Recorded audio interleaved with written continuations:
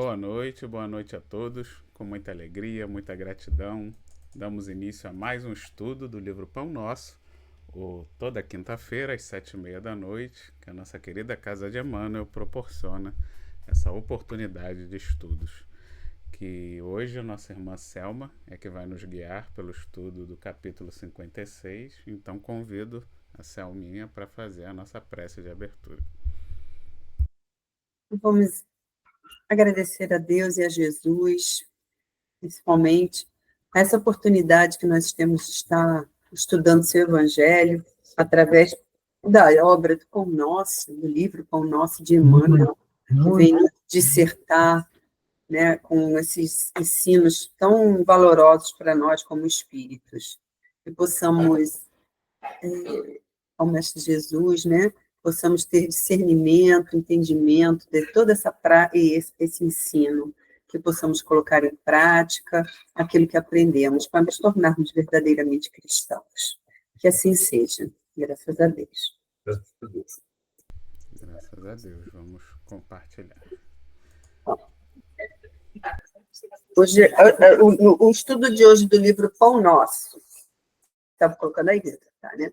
Então, êxitos e insucessos, né?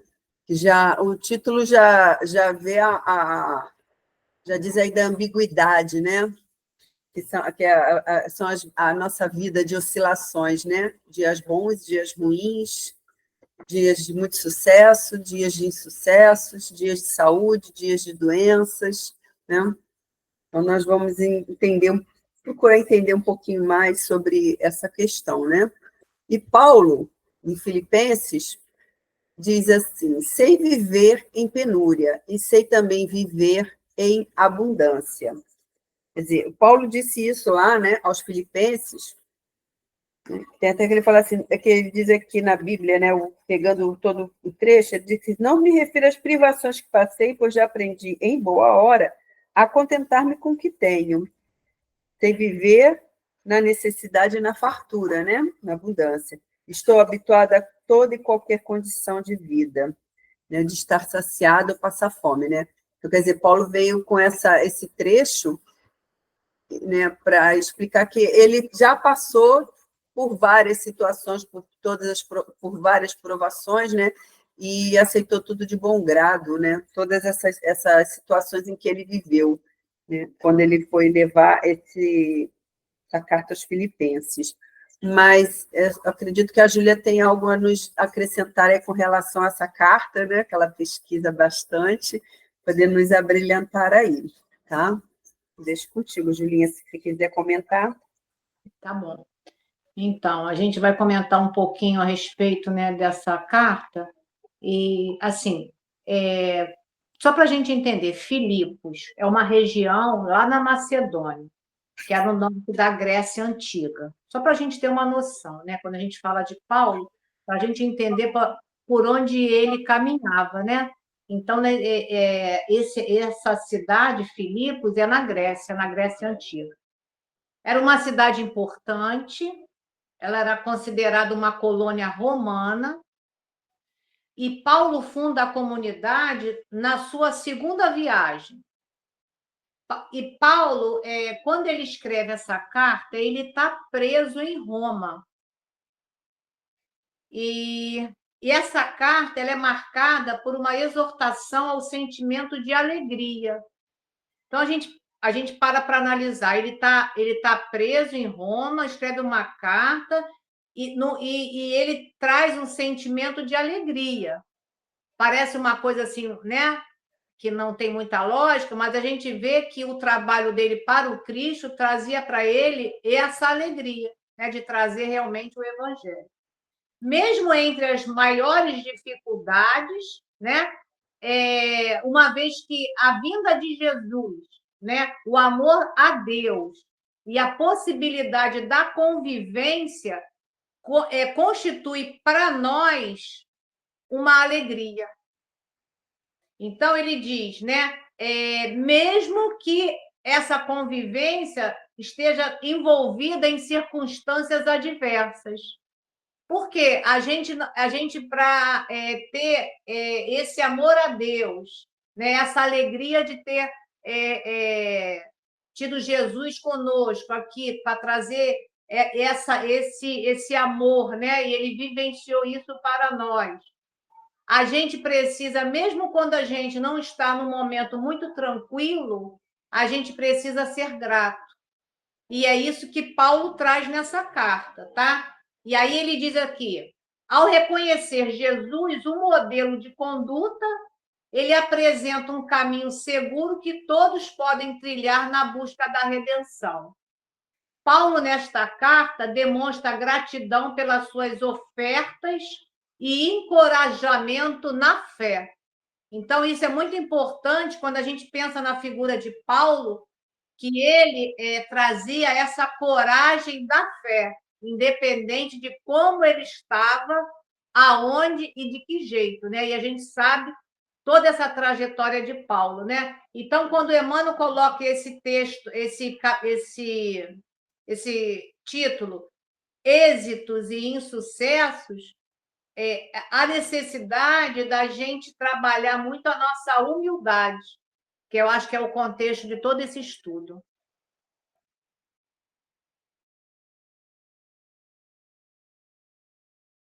Alguém mais? Eu posso continuar? Então, continuando aqui, Emmanuel nos esclarece aqui.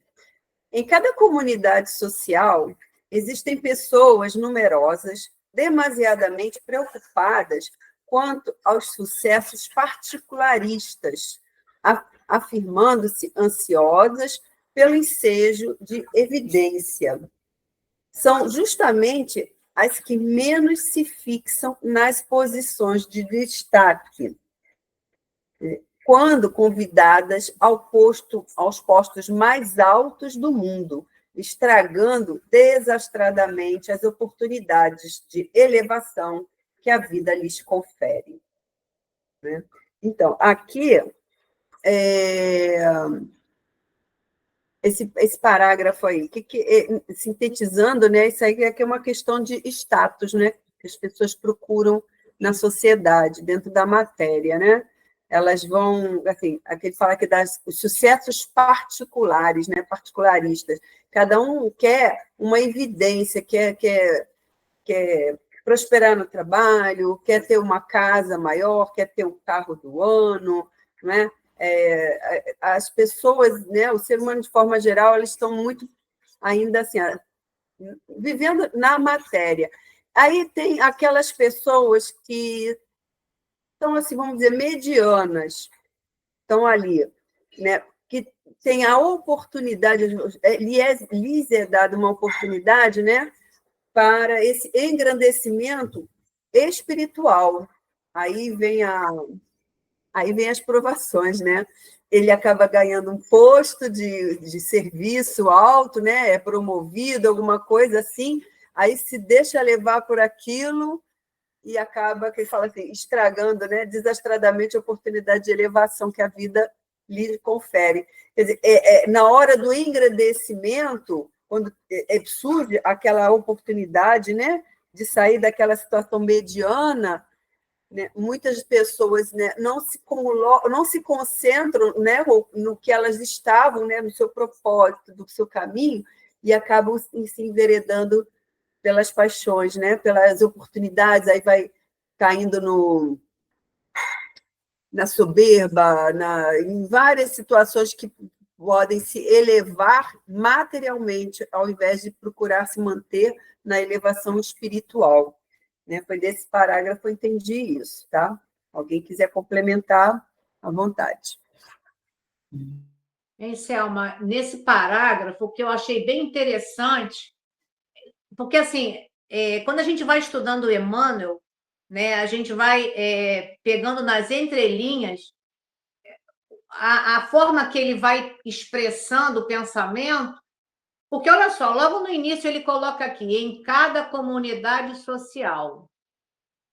Comunidade social. Existem pessoas numerosas. Então, isso, por a gente estar vivendo num mundo de provas e expiações, realmente existe numerosas pessoas que não entendem né, a oportunidade que a vida lhes confere para estar em alguns momentos, em determinados locais, para servir de instrumento útil. Aí, quando a gente pensa, né, que se a gente quiser conhecer o ser humano de verdade, a gente só precisa dar para ele poder, dinheiro, né? E tem mais um aí: dinheiro, poder, talvez beleza, talvez. O poder e o dinheiro acho que são os principais, né?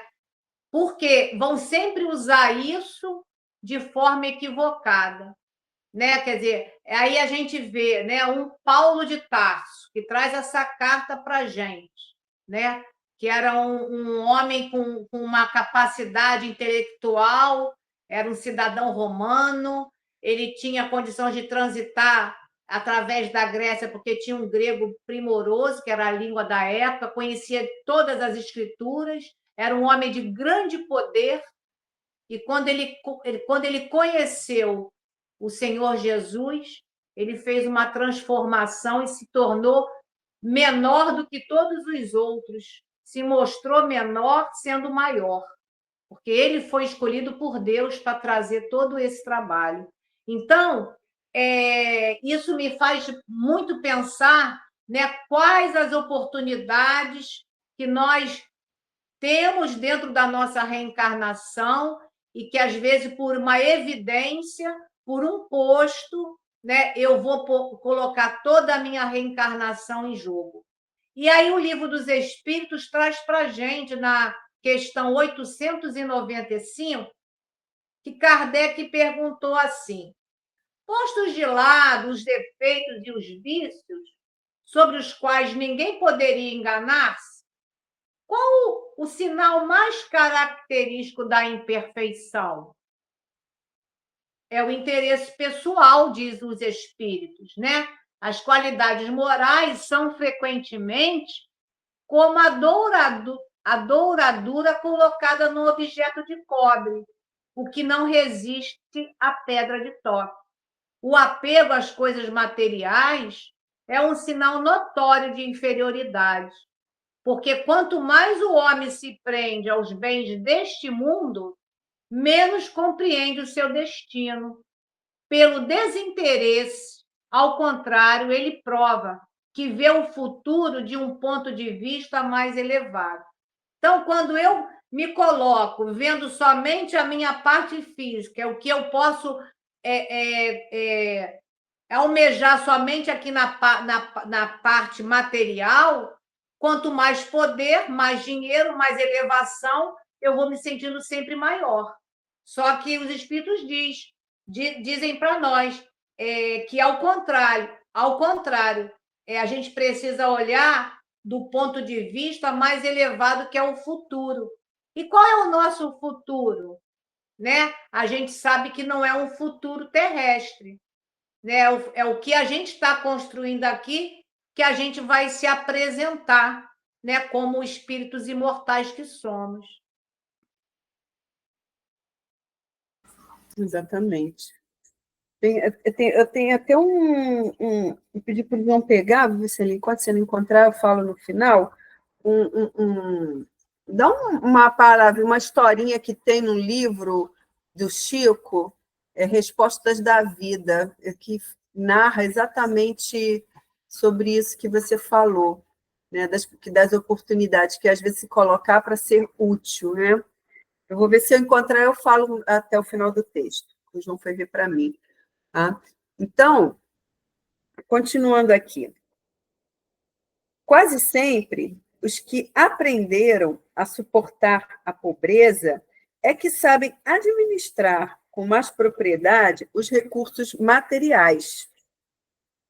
Por esta razão, um tesouro amontoado para quem não trabalhou em sua posse é, muitas vezes, causa de crime, separatividade e perturbação. Quer dizer, eu juntei esses dois textos assim, porque é como se um complementasse o outro. Quer dizer, a pobreza, né, ela dá o recurso, né? Vamos dizer assim, o recurso, né?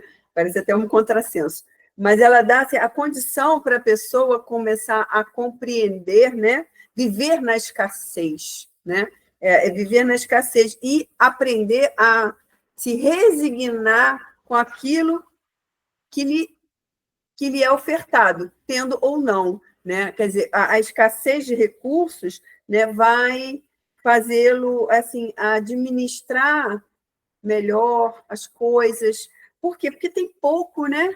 Então a gente sabe o que é ficar sem, né? Então aí o que acontece? Ele fala aqui, quase sempre os que aprenderam a suportar a pobreza têm essa questão. Tem aqueles que se rebelam, né? Se revoltam contra Deus, essa situação. Mas, assim, claro, é o que eu falo, não é regra, né? Tem os que não aceitam e tem aqueles que se resignam, porque isso está dentro da questão do agora, não sei se agora é o livro dos Espíritos, deixa eu ver aqui, é o livro dos Espíritos, que fala da lei da riqueza e da pobreza, né?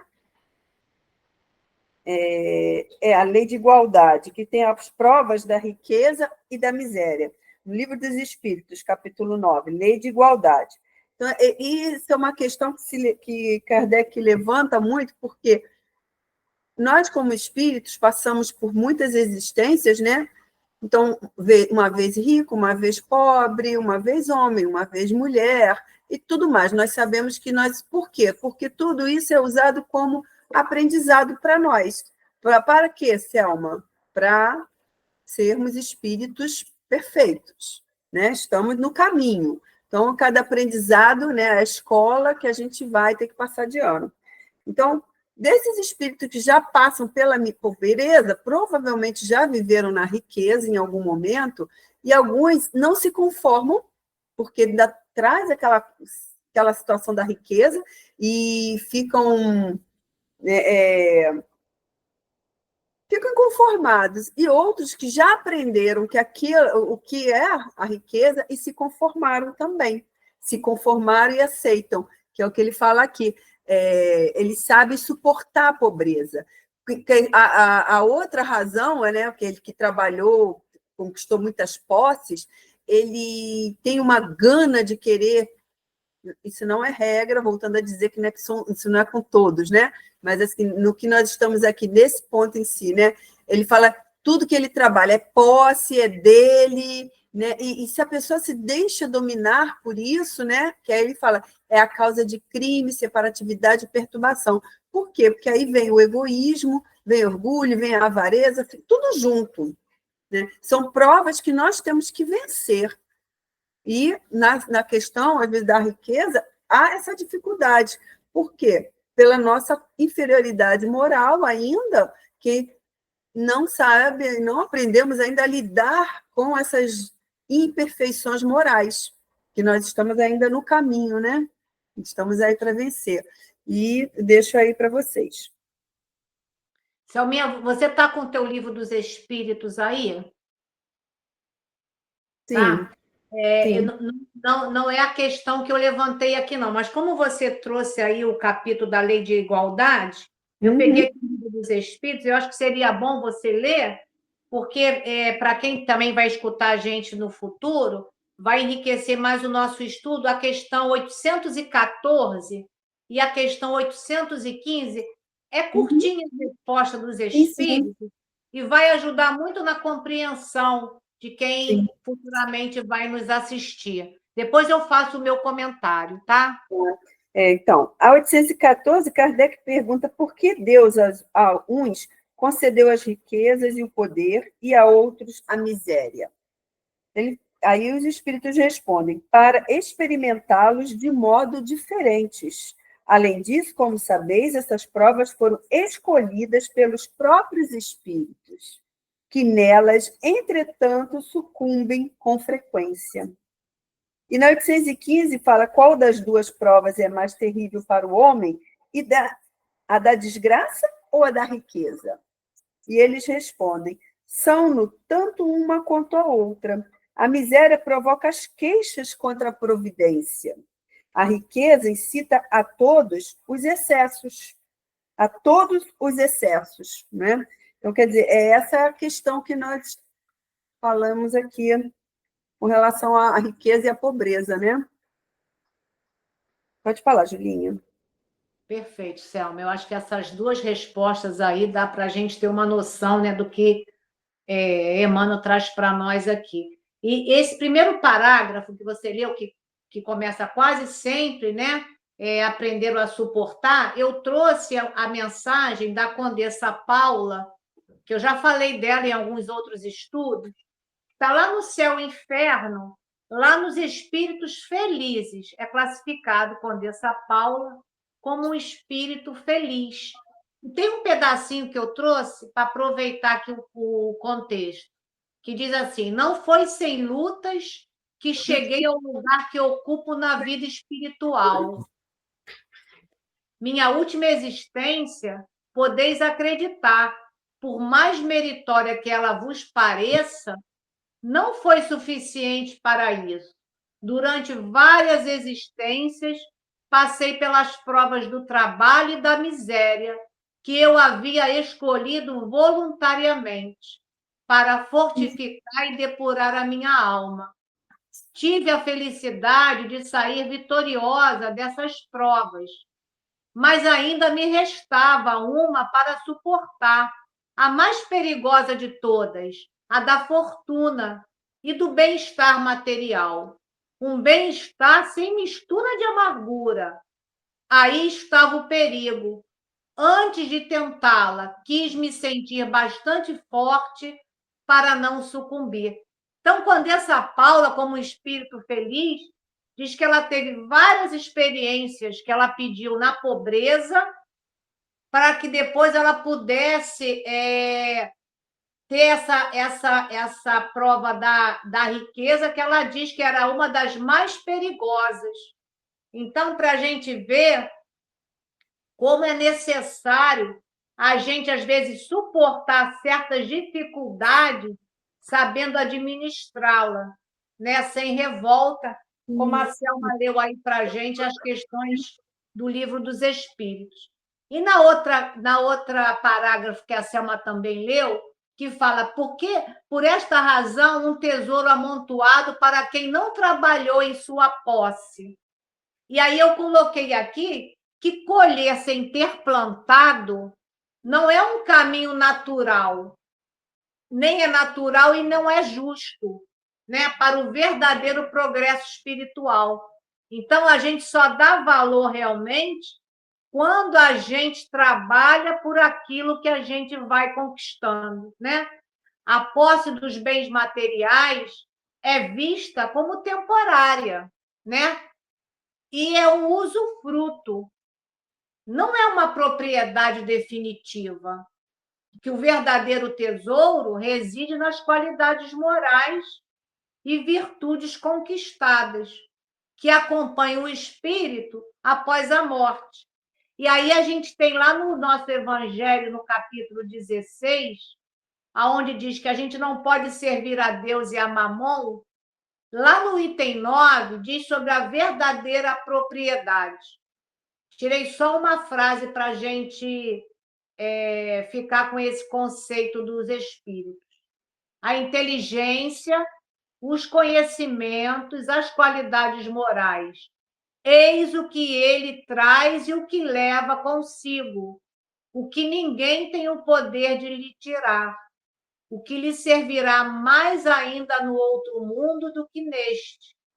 Unicamente o homem depende de estar mais rico ao partir daqui do que ao chegar na terra, porque do que ele houver adquirido em bem, resultará a sua posição futura. Então, a gente vai ter uma boa posição futura com o que a gente for conquistar aqui, não de bens materiais, e sim conhecimentos e qualidades morais e a nossa inteligência, se a gente realmente trabalhar para o bem. Beijo. Alguém quer falar mais? Então, continuando aqui, Pais trabalhadores e honestos formarão nos filhos a mentalidade do esforço próprio e da cooperação afetiva, ao passo que os progenitores egoístas e descuidados favorecerão nos descendentes a inutilidade e a preguiça.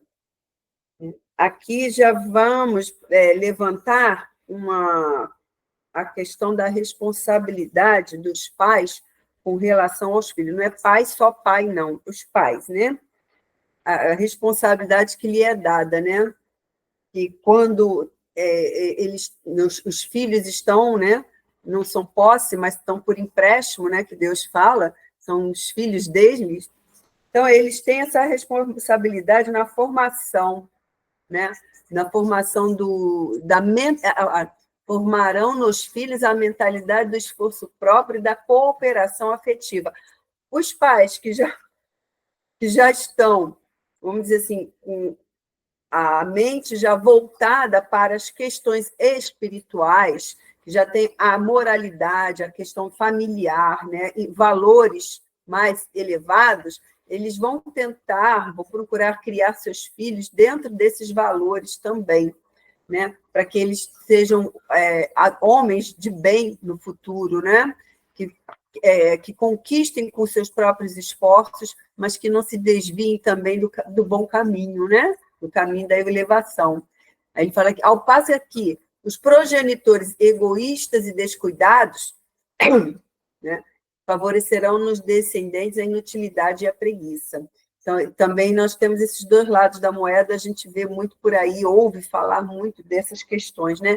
De pais que também não querem compromissos, não querem responsabilidades com os filhos, jogam na escola e acham que os professores é que têm que educar, têm que ensinar, não é? Na verdade, professores são apenas educadores, mas quem dá a formação moral são os pais, mas quando eles mesmos não os têm, como vai ser, né, esses filhos? Né? Aí ficam aquelas crianças que não sabem receber um não, né? Tudo lhe é dado, e tem aqueles pais também assim, eu não quero que meus filhos passem pelo que eu passei, pelas privações que eu passei. Aí dá tudo e um pouco mais. Né? Então, quer dizer, são valores distorcidos, porque, na verdade, a escassez, como diz lá no comecinho, a escassez que os pais passaram é que os ensinou a ter valores melhores. Né? E quando você priva a criança disso, você está privando ela de ser um adulto também, de que tenha condições de criar o seu próprio império, sua própria formação. Né? Então, aqueles pais que não sabem estabelecer limites para uma criança, né? Deixa ela, acaba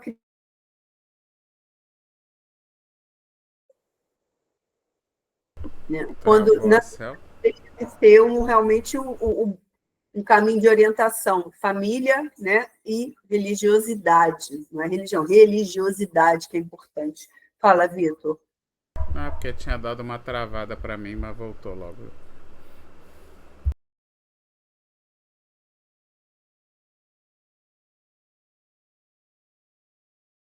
Você terminou, Selma?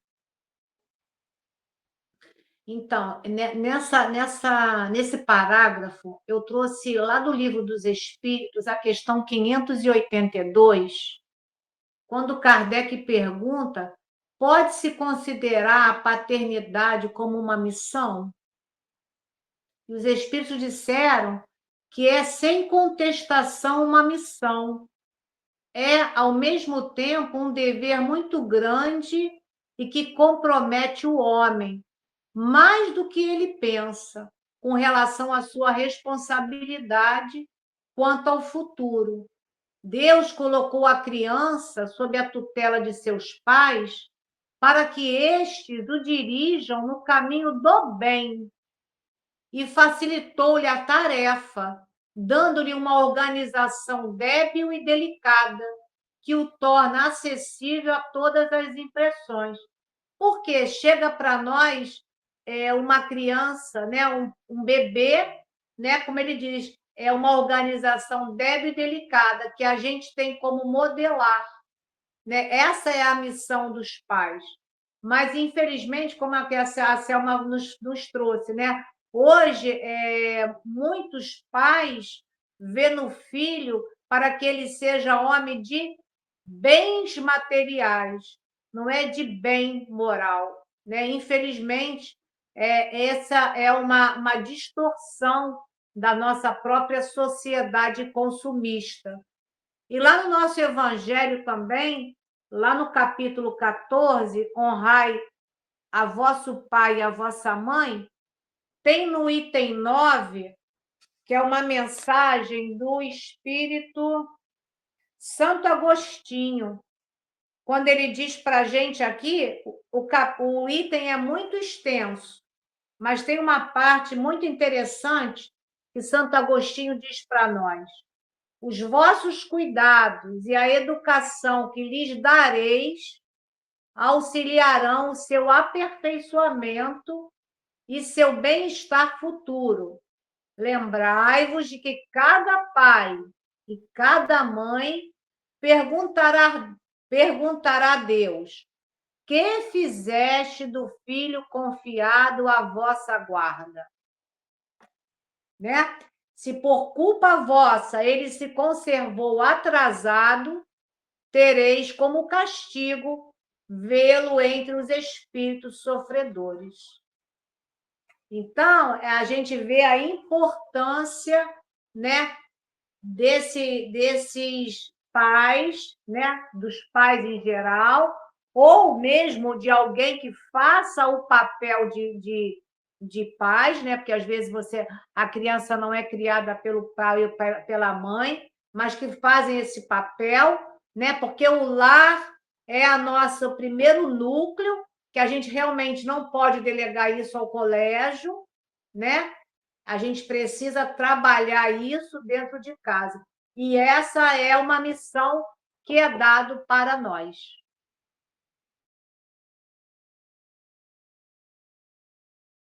Perfeito. Então, continuando, Paulo de Tarso,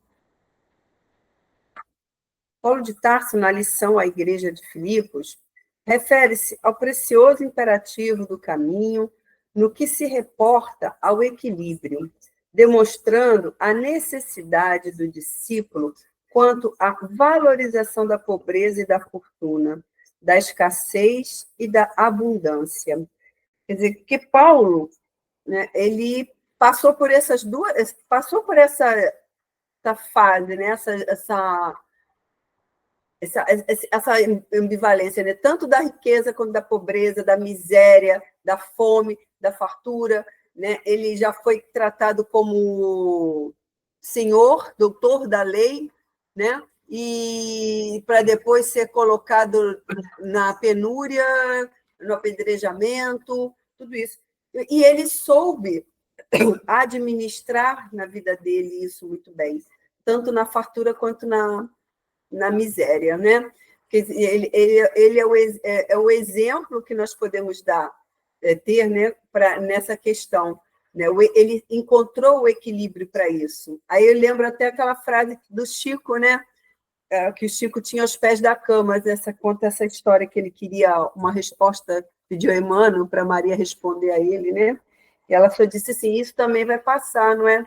Então, ele fala assim, é para lembrar-se que teria os dias bons e os dias ruins, mas que aqueles dias bons passariam, assim como os dias ruins também passariam, né? E aqui o que nós temos que fazer com relação a essas questões? Tá bom? Ótimo, vamos viver e aproveitar, né? Aproveitar esse momento, né? Que tá bom, vamos continuar o nosso caminho. E o momento em que aparecer as tribulações, as dificuldades, não é o momento para que a gente caia no desespero. Ah, estava tudo tão bom, agora está tudo dando errado, e a pessoa começa a ficar rodando igual cachorro em volta do rabo, não sabe o que faz com os problemas, problemas sempre vão existir, não é? Eles só tendem a permanecer, como as pessoas falam, ou desaparecer pela importância que se é dada a ele. Então, buscar o equilíbrio nisso. Ah, tá ruim, tá com problema, tá. Né? Aquilo, posso resolver? Posso. Não tem como resolver? Não. Então, a gente deixa na mão de Deus, como dizem, né? Deus vai prover, né, as coisas que não cabem a nós resolver. Tentar buscar esse equilíbrio diante da situação ruim e da situação boa, diante da miséria, diante da fartura. Sempre tem essas oscilações da nossa vida. Neste planeta em que vivemos, isso faz parte, vamos dizer, até da rotina das pessoas aqui na Terra. Sempre vai haver momentos. Ah, mas aquele pessoa tem dinheiro, é muito fácil falar com dinheiro. Mas mesmo as pessoas na riqueza, elas passam por situações difíceis, extremamente difíceis, emocional, familiar, N situações empresariais, entendeu? Que causam também o desassossego. Então, não é que a pessoa tem dinheiro que está tudo ótimo, maravilhoso.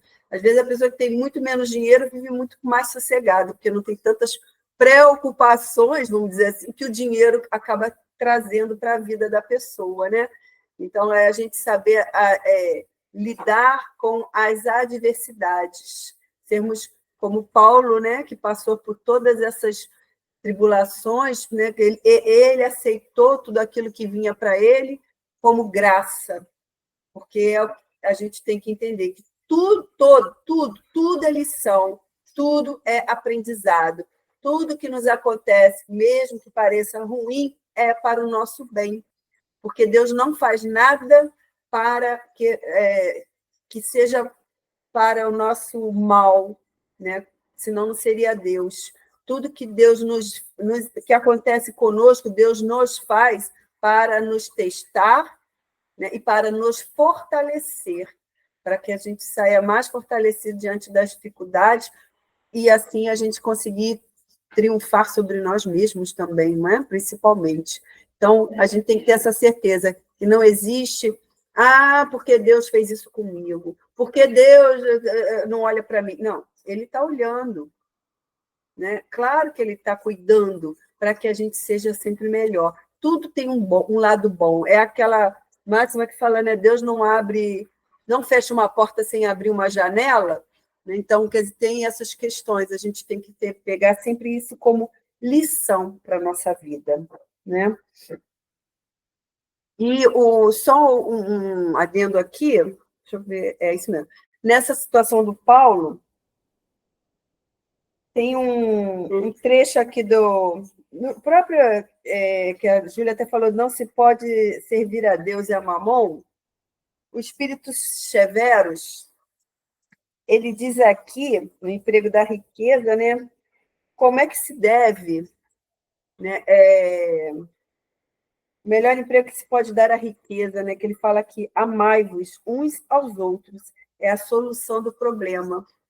A gente tem que aprender a amar, mesmo com as dificuldades, mesmo com as situações boas, a gente não deve esquecer isso, amar uns aos outros, porque a riqueza, ela pede caridade, enquanto a miséria, ela pede resignação, mas a riqueza, ela pede caridade, e a gente tem que aprender isso com a riqueza.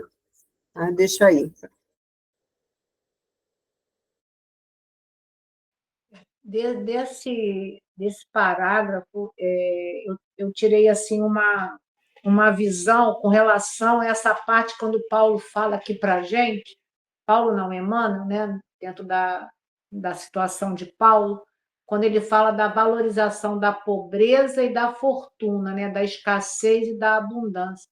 Porque na visão espírita, né, o que é um alerta para nós do perigo, né, da gente focar só na carência. Porque a gente focando na carência, a gente vai criando um ciclo de negatividade, né, e vai impedindo a pessoa de apreciar as bênçãos que já existem na vida dela. Porque se eu vejo só o lado negativo da carência, eu deixo de ver o lado bom que tem na minha vida. Porque nós temos várias bênçãos que muitas das vezes a gente não valoriza. como abrir os olhos, enxergar, poder andar, poder se alimentar. Então, mesmo que você esteja numa situação de pobreza, né, você tem sempre alguma coisa para agradecer. Então, a gente tem que ter muito essa preocupação, pelo menos eu digo nós, porque nós já temos o entendimento, né? Porque até o fato de dar, eu não preciso ter algo de dinheiro para fazer uma caridade. Porque a gente já cansou de dizer aqui, né? Uma escuta é uma caridade, né? Uma palavra é uma caridade, né? Uma atenção é uma caridade, né? E a gente também não pode esquecer que essa paz, até que a Selma comenta aí, né, que essa paz interior, essa paz espiritual, né, é através de que exercício a gente consegue essa paz? É do amor, da fraternidade, né? E sem grandes preocupações de vantagens pessoais. Porque quando a gente dá amor, automaticamente nós nos abastecemos dele, porque ninguém dá o que não tem, né? Então é uma prática. Você vai exercitando o teu olhar de compaixão, né? Às vezes são pequenos gestos que você salva uma vida. Então, há necessidade desse equilíbrio, porque senão eu estou sempre na lamúria, né? E saio da parte das bênçãos que me chegam, né? Eu fico sempre na escassez e não vejo a abundância que eu já tenho, né? Que eu recebo diariamente. Então, a gente, quando estudou o livro Memórias de um Suicida, a Selma fez até uma colocação ali da importância do sol, né? Naquelas paragens ali, que eles não tinham essa visibilidade, dessa claridade e desse calor, que é ofertado de graça para os justos e para os injustos aqui na Terra. Então, a gente precisa sair dessa parte só da queixa e a gente vê o tanto que a gente recebe.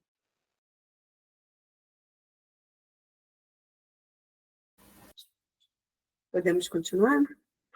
Então, aqui, o êxito e o insucesso são duas taças guardando elementos diversos que, contudo, se adaptam às mesmas finalidades sublimes.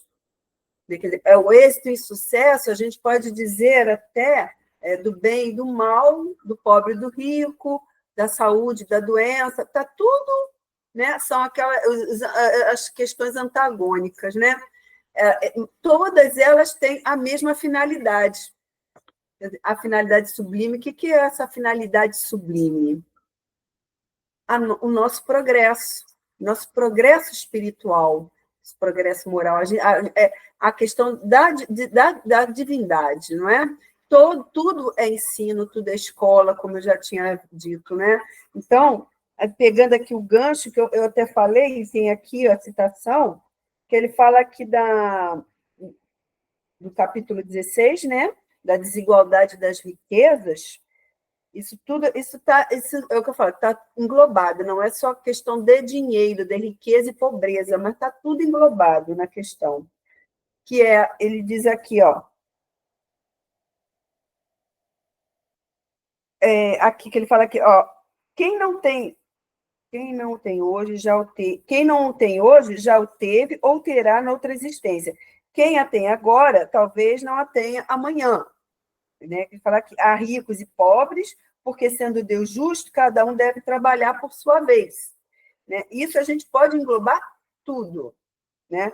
Para uns, a pobreza é prova de paciência e da resignação. Para outros, a riqueza é a prova da caridade e da abnegação. Então, esses são os ensinamentos que nós temos que aprender. Essa é a finalidade sublime que é esperado com esses êxitos e insucessos.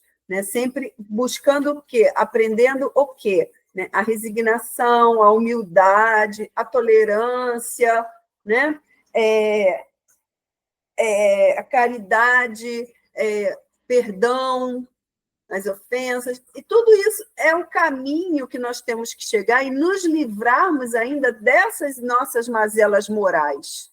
Por isso que nós passamos por essas adversidades durante toda uma trajetória de vida e até em outras vidas, né? Porque são lições que ainda não conseguimos aprender, e é necessário ainda passarmos por essas provações para isso. Tá? Pode continuar. Então, Selma, só esse pedacinho desse parágrafo, né, quando ele fala do êxito do insucesso, que são duas taças, a visão espírita busca o quê? O equilíbrio entre a aceitação das dificuldades e a gratidão pelas bênçãos recebidas, né? E aí, quando a gente pensa, né, o que é gratidão, né? O que é ser grato? Ser grato é um estado de espírito e não deve fazer referência somente aos fatos positivos, mas a tudo que está presente em nossa vida, sem a gente julgar. E ter resiliência, que falta muitas das vezes a nós todos, né? É a capacidade humana para enfrentar, para vencer e ser fortalecido ou transformado por experiências de adversidade. Então, a necessidade da gratidão e da resiliência. Eu acho que a gente tem que trabalhar essas virtudes para que a gente possa sofrer menos. Interessante, né? Afinal de contas, o que é o sucesso?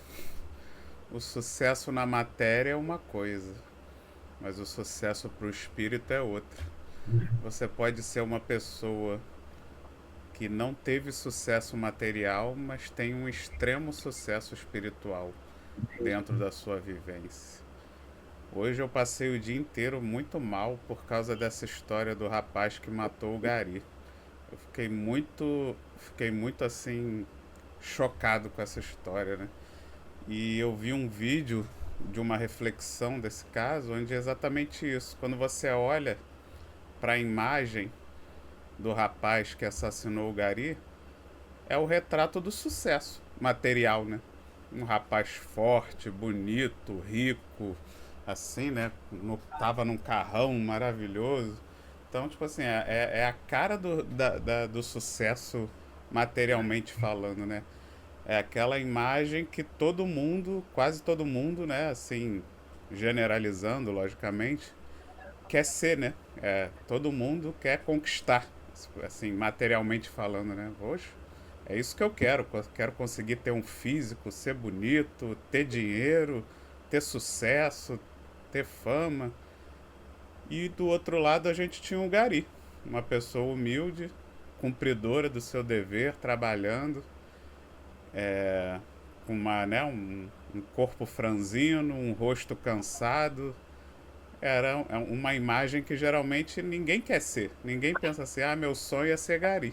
Eu Não. quero ser aquele, né? O meu sonho é ser daquele jeito. Não. A maioria sonha ser do jeito do outro, do assassino, né?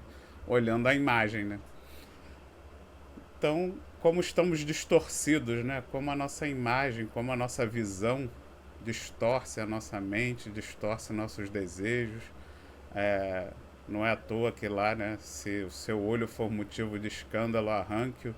É exatamente nesse sentido, né? Mostrando como os nossos sentidos nos enganam, nos inebriam, nos iludem. Então, olha como é que, né, um exemplo prático aí da prova da riqueza, da prova do sucesso, sendo exatamente mal sucedida, né?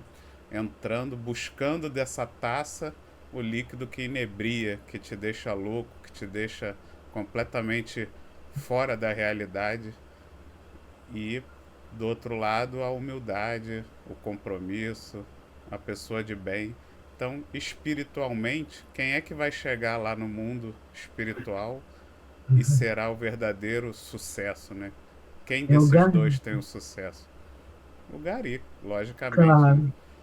E o outro, com certeza, vai chegar lá na pior da pior das situações, né? Tudo bem, se bem que ele ainda tem uma encarnação pela frente para se arrepender e pelo menos minimizar. Se ele se arrepender, né? E fizer por onde, ele pode ainda pelo menos minimizar a desgraça que ele acabou cometendo. Espero que assim seja, né? Espero que assim aconteça. Mas, sim, esse caso me chocou muito e acho que tem tudo a ver com esse estudo da noite de hoje. Eu Era não, isso. eu não soube desse caso, não. Foi hoje isso? Hoje? Ontem. Eu acho que Hum. foi ontem, mas repercutiu mais hoje, né? Foi em Minas Gerais. Fala, João. Tudo que vocês falaram aí, né, do estudo de hoje também, eu fiquei ouvindo tal e fiquei analisando aqui também. O caso vamos dizer assim, da pobreza e da riqueza, né? Do sucesso e do insucesso. Porque o pobre se acha derrotado, insucesso, não conseguiu alcançar onde o outro está. Então, é assim, o indivíduo, ele está numa situação ruim, ele está passando por necessidade, aí ele consegue um emprego, né? Aí ele fica contente, depois de algum tempo, vai mudando, aí o patrão ganha dinheiro demais, e o patrão também, por sua vez, o empregador, né? O empregador e o empregado. Aí ele monta a empresa, porque de repente ele quer ajudar as pessoas, ele também quer ganhar dinheiro, mas ele quer ajudar. Aí chega numa certa situação, ele já quer ficar sugando o máximo que pode do empregado. Isso não é regra, isso acontece. Como acontece também aquele empregado que trabalha na empresa e trabalha para ajudar, porque ele sabe que o sustento dele vem dali. E tem aquele empregador também que procura ajudar o funcionário. Ele faz de tudo para que ele tenha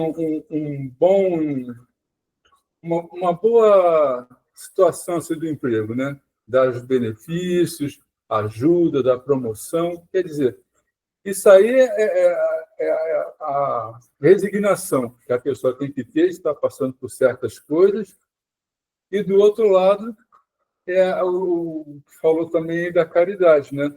E a pessoa não pode se deixar envolver também pela, vamos dizer assim, pela matéria, pelo dinheiro, né? Tem que focar que aquilo ali não é só para benefício dele, ele não veio para ficar usufruindo de tudo, ele veio para usufruir e para ajudar também. O texto todo até agora que vocês estão lendo, estão conversando, o que eu entendi isso tudo, trazendo para o dia de hoje, né? Que eu procuro sempre, eu gosto de trazer para o dia de hoje, para ver como é que esse texto encaixa no dia de hoje. Então, eu acho que é por aí. Emmanuel é muito atual. A gente lê em qualquer época, ele vai estar, parece, muito atual, né? Então, e nesse gancho aí, o outro parágrafo ele completa, né? Ele diz que a ignorância humana, entretanto, encontra no primeiro, né, que é o êxito, o licor da embriaguez. E no segundo, que é o insucesso, né, identifica o fel para a desesperação, né? É aquela, até mais o que o Vitor falou, né? O modelo do sucesso, do êxito, né? Então as pessoas acham que aquilo ali é o bom, né? Daquela situação. E o insucesso é o catador de lixo na rua, né? Sendo que e aí, o que é de verdade o êxito e o sucesso para nós enquanto espíritos, não é? Aí tem aqui, ó, Instruções dos Espíritos, na questão do capítulo 16, né? Que fala, não se pode servir a Deus e a Mamon. A verdadeira propriedade. O homem só possui em plena propriedade aquilo que lhe é dado levar deste mundo. Do que encontra ao chegar e deixa ao partir, goza ele enquanto aqui permanece, né? Aí, desde que é forçado a abandonar tudo isso, não tem a posse real das suas riquezas, mas simplesmente o usufruto, né? E tem muito mais aqui, né? O que possui ele, então? Nada do que é de uso do corpo, tudo que é uso da alma. Então, quer dizer, enquanto as pessoas estão procurando o seu sucesso na matéria, elas esquecem que, ao desencarnar, não leva nada. Ela não leva o carro, ela não leva a casa, ela não leva o dinheiro, nada. Ela vai levar aquilo que ela aprendeu, que ela ganhou de experiências na vida. Então, assim, é isso que foi quando ele se refere à ignorância humana, é porque ela só está se atentando às coisas da terra, aos bens materiais, ao que é sucesso material, o que é fracasso material, né? Então, e quando, na verdade, a verdadeira riqueza é o nosso conhecimento, é aquilo que nós vamos guardando nos ferrolhos da alma, é aquilo que nós vamos adquirindo com as nossas vivências, com as nossas experiências. Esse é o sucesso que a gente tem que trazer em nós, não é? É isso que nós vamos aprendendo e vai nos enriquecendo, né? Não é só de dinheiro. O dinheiro é bom? Sim. O dinheiro não é o mal. Não, O mal não. é a maneira como se usa. O dinheiro é bom, ele nos dá benefício de nos suprir da fome, o teto sobre nossas cabeças, nos proporcionar auxiliar ao próximo, financeiramente falando, e muitas outras questões, né? Mas é fazer o bom uso e não deixar que o dinheiro tome conta da nossa vida. Ele não pode nos pertencer, a gente não pode pertencer ao dinheiro. É ao contrário, né? Então, esses valores distorcidos pela ignorância do mundo, já, tudo até pelo apelo comercial, que a Julieta falou, um apelo muito grande, né? De consumismo, faz com que, como é que o sucesso seja aquele estereótipo, né, da pessoa bem-sucedida de terno, né, ou com aquelas roupas colantinhas, cabelos longos, brilhantes das mulheres, né?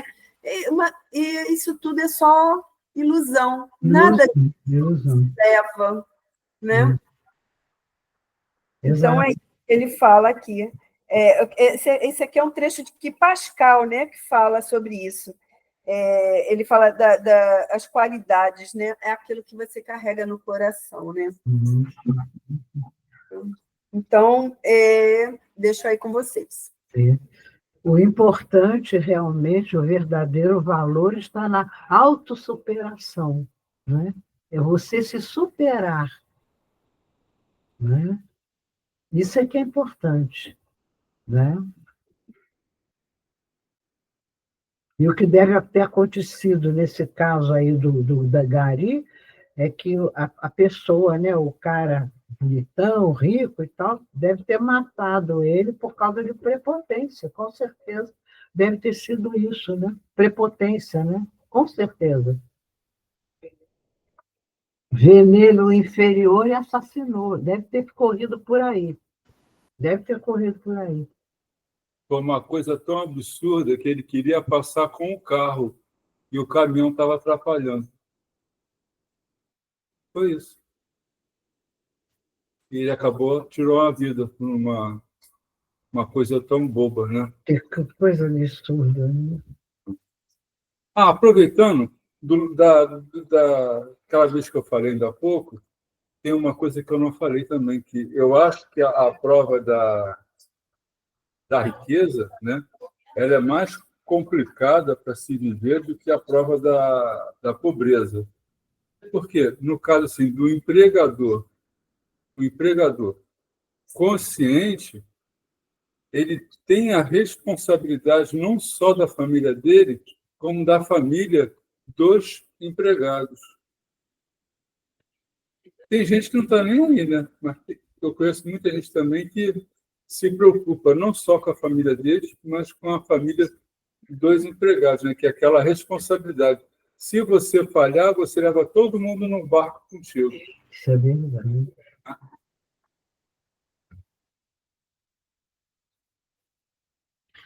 eu vou colocar para esse êxito e os insucessos do parágrafo, que tudo isso a gente tem que tirar como nossos queridos professores, porque são experiências que a gente vai vivenciar aqui na Terra para que a gente possa melhorar. Porque eu não reencarno, né? Como a gente viu na Condessa Paula. Ela veio em várias reencarnações, como na pobreza, na miséria, para que quando ela tivesse a prova da riqueza, que é a mais perigosa, é isso que o João está falando, ela passasse bem pela prova, como passou, né? Então, todas essas experiências são professores para nós, espíritos.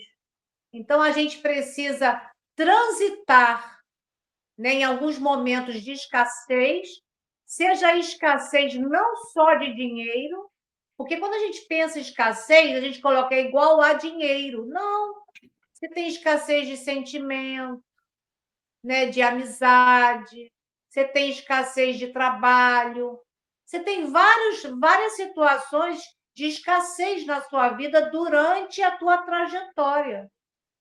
E isso serve como o quê? Um professor para como é que eu vou lidar com essas adversidades, sendo resiliente ou ingrato, né?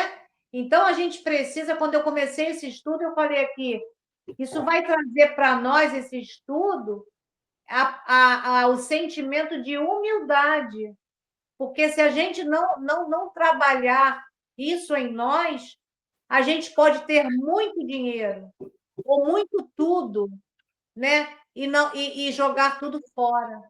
E sair daqui pobres, como disse o Chico, para aquele empresário que foi na casa dele, querendo uma mensagem do filho desencarnado, e ele tira um talão de cheque do bolso e disse para o Chico: me diga quanto você quer para que me dê essa mensagem do meu filho.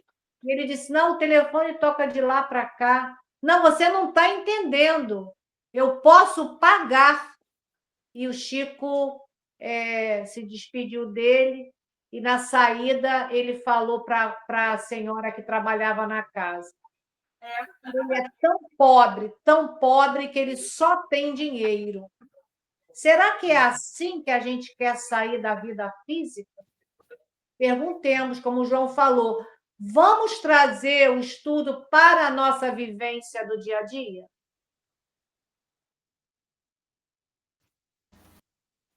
Finalizando aqui, porque é um parágrafo longo, né?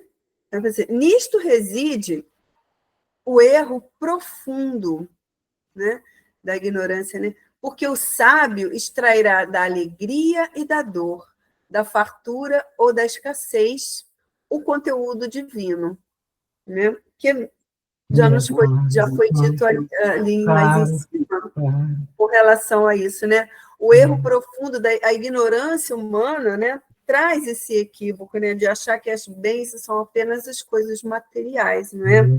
E o sábio é aquele, exemplo de Paulo.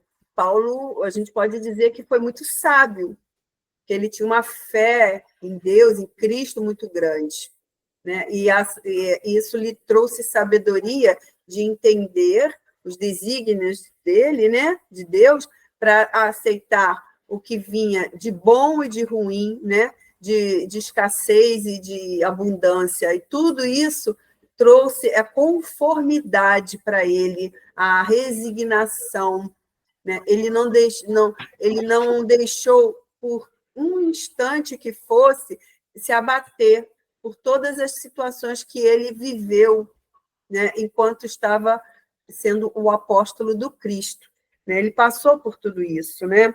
Então, é que ele fala, né? O sábio extrairá da alegria e da dor, da fartura e da escassez, o conteúdo divino.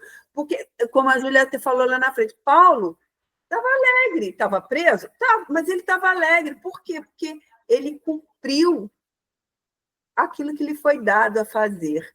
Ele tinha dentro dele a maior riqueza, né? São os valores morais que ele carregou para si. Isso aí ninguém ia tirar dele, né? Ele não ia perder isso nunca, não ia ter oscilação quanto àquilo que ele foi adquirindo durante todo o caminho que ele foi pregando, né? Isso ele não perdeu. E, então, aí está o homem sábio, vamos dizer assim, porque ele soube guardar os verdadeiros valores, né? Que são esse conteúdo divino ficou com ele, né? E ele nos deixou aqui. Deixo para vocês, então, concluir. Falar de Paulo é bem difícil. Eu acho que, assim, quando eu penso no Paulo, eu lembro do livro Paulo e Estevão, que do meio do livro para o final, e eu não tinha o entendimento da doutrina espírita que eu tenho hoje, eu chorei tanto, e que é uma prova viva de amor, né? E a gente sempre, quando fala de Paulo, a gente diz que era um homem determinado, porque quando ele seguia Moisés, ele era o doutor da lei e ele perseguia os cristãos, porque ele entendia que era assim. No momento que ele teve com Cristo, ele fez uma virada e ele sabia exatamente o que ele teria que fazer. Então, os açoites, as prisões, nada disso, tanto que quando o soldado foi cortar a cabeça dele, o soldado não tinha coragem de fazer aquilo. E ele disse: cumpra o seu papel. É brabo, Quem né? recebeu Paulo? Abigail, a noiva, Estevão, que ele assassinou, e Jesus. Então, assim, quando a gente vê o final do livro, ele sendo recebido por esses três espíritos, né? Jesus no meio, Abigail, Estevão, essa realmente é a vitória do homem velho para o homem novo, né? Para eu encerrar o estudo, eu vou trazer o poema, é um pedacinho do poema, da Amélia Rodrigues, pelo Divaldo Franco, que fala Poema da Gratidão. Eu peguei 2 parágrafos desse poema, que ele termina assim: se eu não possuir nada, senão as estradas e as estrelas do céu, como leito de repouso e o suave lençol, e ao meu lado ninguém existir, vivendo e chorando, sozinho ao léu, sem alguém para me consolar. Direi ainda: obrigado, Senhor, porque te amo e sei que me amas, porque me deste a vida, jovial, alegre, por teu amor favorecida. Obrigado, Senhor, porque nasci. Obrigado, porque creio em ti e porque me socorres com amor, hoje e sempre. Obrigado, Senhor. Que coisa. É belíssimo esse texto. Muito bonito, muito Quando bonito. você fala, me remete ao Divaldo. Eu escuto o Divaldo proferindo esse poema. Divaldo. Eu fico Divaldo, emocionada. inesquecível. Ele, Chico Xavier também, é outro também, com uma humildade, uma autossuperação fantástica, fantástica, não há dúvida. Né? É isso aí. Bem, estamos chegando ao fim do nosso estudo. Quero agradecer a Selma, que nos guiou pelo estudo da noite de hoje. Agradecer a presença de todos. Sem vocês não tem estudo. E semana que vem estaremos de volta, na quinta-feira, às 7h30, com a nossa irmã Janete. Então, eu queria pedir a Dorô para fazer a nossa prece de encerramento, em nome da Janete.